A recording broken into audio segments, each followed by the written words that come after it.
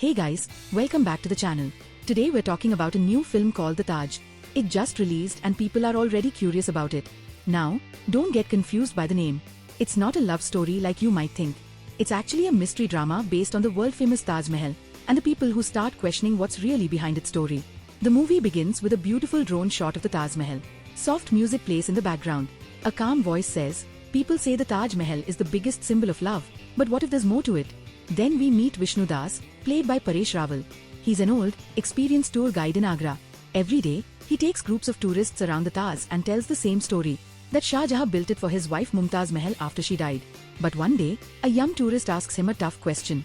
"Sir, have you ever seen those locked rooms inside the Taj?" Vishnu smiles and says, "No one is allowed there." But deep inside, that question doesn't leave his mind. That night, he can't sleep.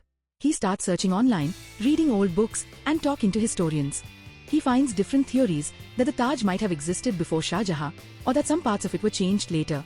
Slowly, his curiosity turns into an obsession. His friends warn him, "Vishnu, don't get into these things, you're just a guide." But he replies, "Truth doesn't need permission." Next, Vishnu files a case in court. He wants the government to open those locked rooms and find out what's really inside.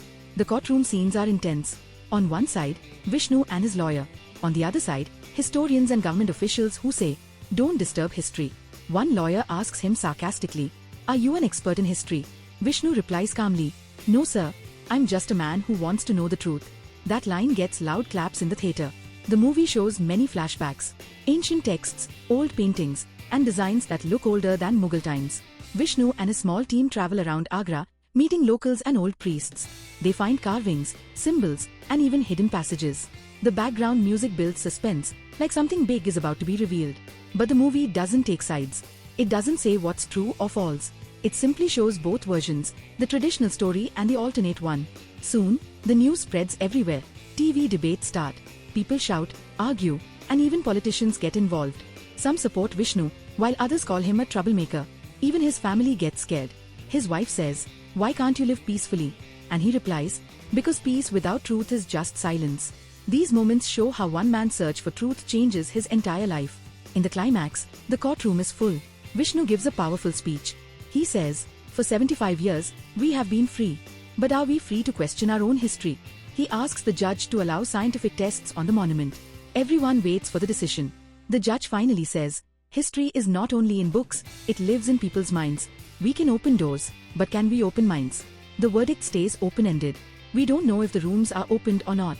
The movie ends with Vishnu walking near the Yamuna river, looking at the Taj Mahal glowing in the sunrise. He smiles softly and says, "Maybe truth is not behind the doors. Maybe it's inside us." The screen fades out with a quote, "Don't stop asking questions, because questions keep history alive." And that's the end of The Taj. It's not your regular Bollywood drama.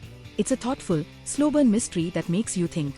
It talks about curiosity, belief, and the courage to ask questions. Paresh Rawal gives an amazing performance.